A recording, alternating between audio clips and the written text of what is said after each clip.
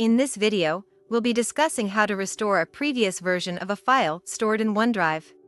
This can be especially helpful if you've accidentally deleted or modified a file and need to revert to an older version.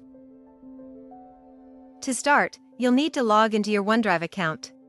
This can be done through the web browser of your choice. Once you're logged in, you'll be able to see all the files and folders stored in your OneDrive. Next, you'll need to find the file you want to restore.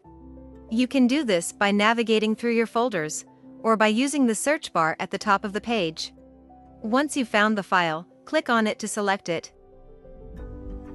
After selecting the file, you'll notice an option for Version History in the menu. Click on this option.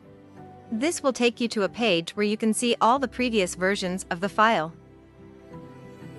On the Version History page, you'll see a list of all the versions of the file, along with the date and time they were saved.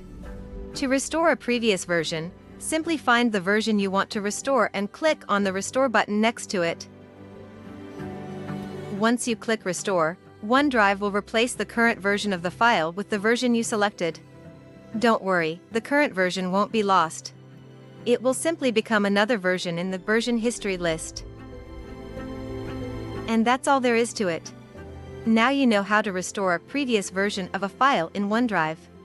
Remember, this feature can be a lifesaver when you need to recover a file that's been accidentally deleted or modified.